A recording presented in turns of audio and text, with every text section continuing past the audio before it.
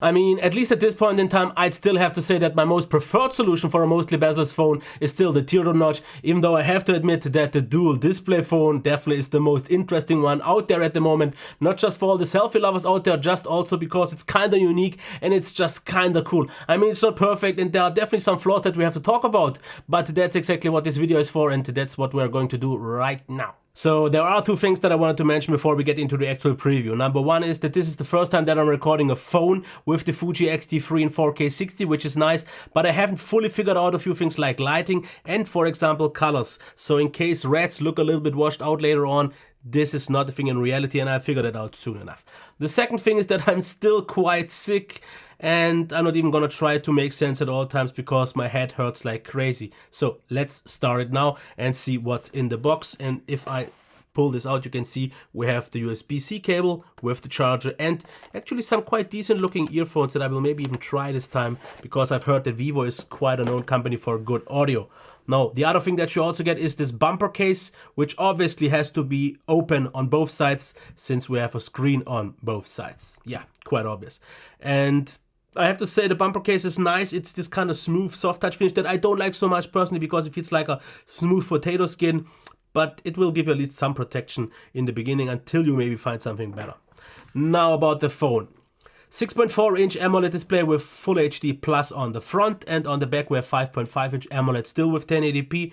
Obviously, therefore, this phone is a little bit thicker than some other ones and also a little bit heavier with about 200 grams, but it's actually still more compact than the slider phones, and it's one solid blocker phone. With the biggest advantage for me actually is that we can use the main cam, which definitely has the better quality, for selfies. Now, what we get in terms of unlocking on the front is the fingerprint reader, because it can't be on the back. I guess you know why. Therefore, it's here, and I have to say it works out quite good. Because as you can see, you obviously have to wait for the sign to show, but as you can see, this is actually pretty accurate, pretty fast. I like it. I mean, still, you have to look for it. You can't use it already in the pocket and so on, so that's just a caveat until these maybe get better in the future, but it works out quite okay. And on the back, since we have the cameras, we have face unlock. So let's actually try this. So now we can't unlock, and I'll look into it right now. And as you can see, this actually works pretty fast, reliable. Now, the one thing on the back that I have to mention is the weird camera bump that I don't really get. Because if the screen is on, you don't actually see it that much. It's not maybe that much of an issue. But why did it have to be there? Because the cameras aren't in there. So I don't know if this is a stupid design idea or it was actually necessary to put it in there. I don't know. I don't know. We have, since it's an AMOLED on both sides, also always on both sides. The phone is flat on both sides, which is nice to see, nice curves. Obviously, there is no kind of curve towards the sides, which makes it feel a little bit more narrow, but I have to say it actually feels good, and I've gotten used to these bigger phones actually by now. Button layout is also quite good. We have a power button on both sides, and it actually works like this. It's always the right one, which is the main power button. So if you press it, now obviously the screen on the front turns on. If you do the same though on the back, now the screen turns here on. So yeah, nice. Then we have a headphone jack, yeah, actually still, microphone, then we have the second button as I showed you already, the SIM card tray, the speaker and USB Type-C. I have to actually check about notification LEDs, but I don't think there will be any, which, yeah.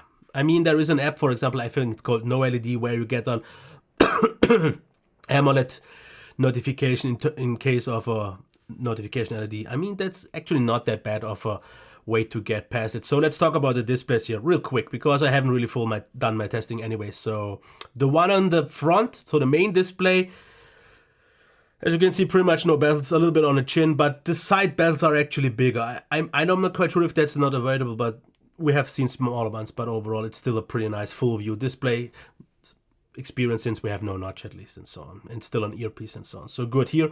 The screen actually looks pretty nice. We don't have too many options to actually change things, and just ignore the fact that the menus are in German, because you'll still get what I mean.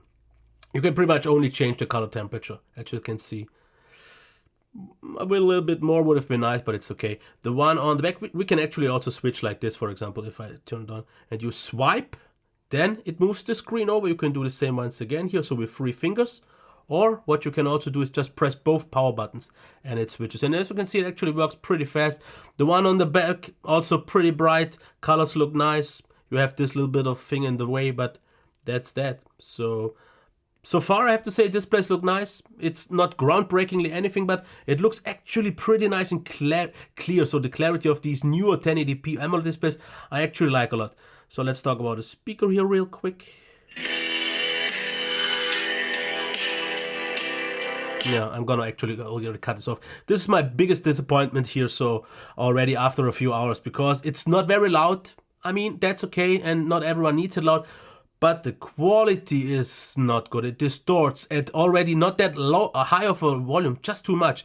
Otherwise, it tries to sound very bassy, but it distorts too much. So that's a little bit of a downer. Now the headphone jack, it's not really all that loud, but the quality seemed very nice. About performance, I would say that this is a typical 845. So obviously, whoops, it's pretty fast, it's pretty responsive, and it does all the job. But to me, it also seems like one of those typically smooth 845 or so. I've seen some that feel a little bit less laggy. So there is some minor micro, but nothing to really be concerned about micro stutters. But I've seen these already so many times. And I mean, I know, I always sound way too picky on this, but this is still a top-notch flagship performer. Battery life, I cannot tell you. I mean, the battery, as far as I got it, is 3500 milliamps. Which for this display, knowing Vivo from the Vivo NEX, actually should still be decent. I mean, if you want to use this display, you will get more battery life out of it, but you will actually have one issue, which already brings me to the software.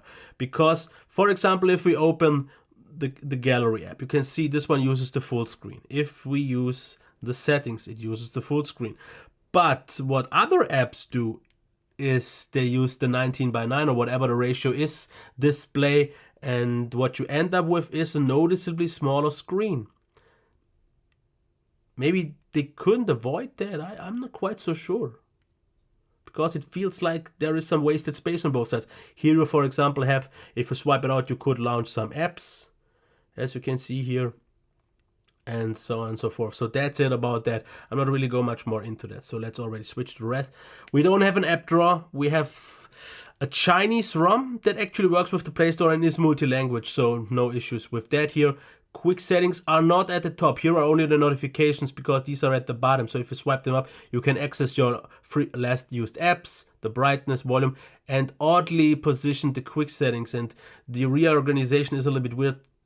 And you have so odd ones actually with Joey voice, AirPlay, Alipay, and so on and so forth. So yeah, the UI is still a little bit of an issue for me, especially things like the developer mode. It's right now activated, and last time I complained on the Vivo NEX that you have always this red status bar that tells you that the developer mode is on and it's taking up performance on.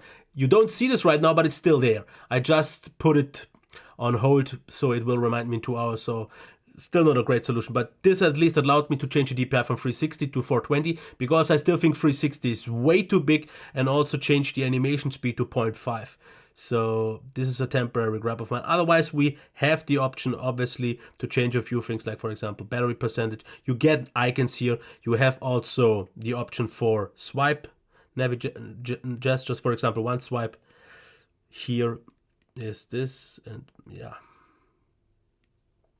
this is actually weird, because how do you access the last apps now like this? I mean, I think I prefer the buttons actually. That's why I use them. You can obviously change the direction. You have, yeah, a lot more stuff. I'm getting into that a lot more in the review. Now let's check the camera software, because there is an issue that I have with it. First of all, you can see that this is just wrong from the layout. I'm not quite sure what's wrong, because these are the modes that you have. Why are they in the navigation bar? And even if I use the gestures, this is still in the wrong place. So that's wrong already. But there are some more issues, because sometimes, I don't know why, when it changes and then I open up this bar actually appears right in the screen. Other than that, we have quite a lot of functionality. Hdr mode. Let's actually check what we have. We have Pro mode. We have a panorama mode. We have a night mode. Didn't try that yet. AI, just photos, videos, and AR selfies, and so on. Now, let's do the same for the back camera. And this is what happens all the time. The first time you do it, it tries to flip, doesn't get it. The second time, it gets it. And it tells you to remind, and what do you see? Well, nothing. This is what I don't get. Why is this blank? So I couldn't use this for my samples. What I had to refer to back is the actual cam from Open Camera, because this, for example, as you can see, has access to the back camera for video and for photo. So this is what I did my testings with, and let's actually get already to that. So let's check the pictures here. And they are in no particular order right now, so let's start with the lower light pictures. This is without the flash, and this is with the flash. This once again without and with. It was very dark though, so I'll definitely have to check once it's night, check the night mode.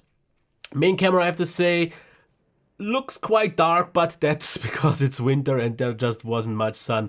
But here especially, I like the details and the sharpness for this little amount of light that it picked up. It was actually pretty surprising.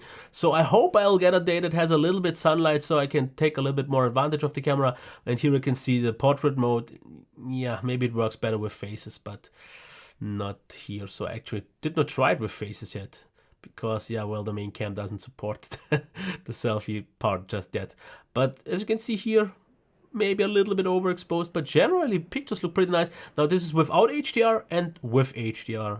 In this case I actually prefer it, and on the other case, where I will show you just in a second, for example, right now, this is without HDR, and with HDR it actually loses a little bit of dynamic range. So yeah, weather, I get it, it wasn't all that great, but pictures actually look decent. I mean, I wouldn't say it's a flagship camera just yet, even though it's a flagship price for this phone.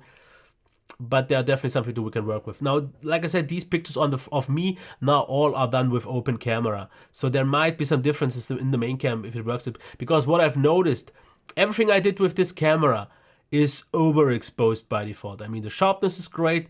Colors look actually quite good, but it's just generally too bright and a little bit too pale. Since it's Open Camera, I can adjust a lot of that, and I'm not quite sure if I should, until I get the review done and I can't get the camera app to work, if I should judge it based on that. Because as you can see, the quality for a selfie cam is absolutely top, especially since it has autofocus and all these things.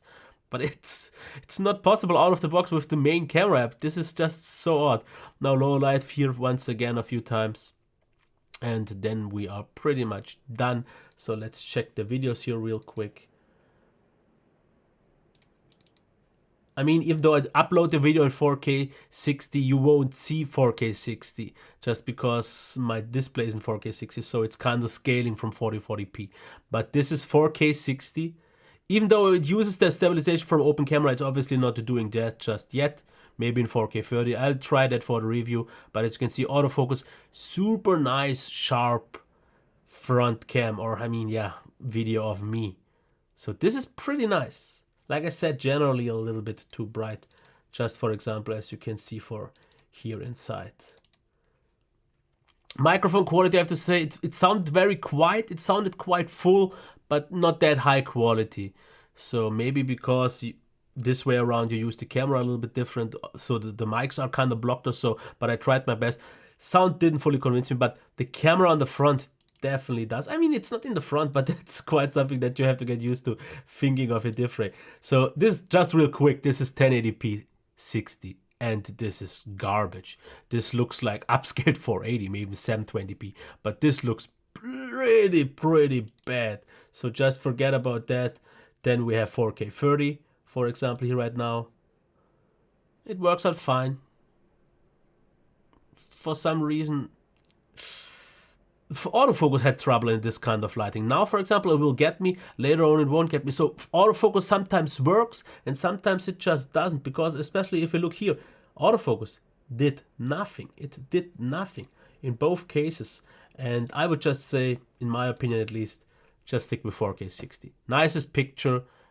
Obviously not so much in lower light, because then lower frame rate helps better. But autofocus wasn't great. Camera wasn't great. I mean, weather wasn't great, but that's something that, I mean, yeah. So let's get to the conclusion. Okay, so then what's my take on the Vivo NEX 2 after a few hours of use, even though that obviously could change throughout the next few days until the review is out? Well, I have to say that I really like the hardware. It feels high quality, the dual screen display feature is quite nice, even though there is this odd little bump. We have a pretty nice display, not quite flagship level territory, just for the speaker about the same, absolutely flagship level performance, even though we are already quite close to the Snapdragon 855 phones out there soon enough. Then there is the camera feature that I really like a lot, since it allows for selfies in main camera quality. I mean, it's not fully baked out yet, you have seen the camera issues and so on, but they definitely, I'm pretty sure, will at least get it working. We'll see about the rest just then in a few more days, I hope so. But then there is still the software and the price. I mean, the software is an issue that you have to just take into consideration. If you've once used the Vivo phone and you are okay with it, or you are okay with maybe trying something new that definitely comes along with some downsides, give it a try. But I have to also say, for 850 euros at the moment, considering what you get just in terms of hardware quality, minus the cool new feature, this is still too much. I mean, I really like the idea, and once the price comes down, this is definitely something that could be just what some want. But as for right now, I'd say wait for my review and maybe then something happens already. But that's that for right now. Okay, until next time, bye.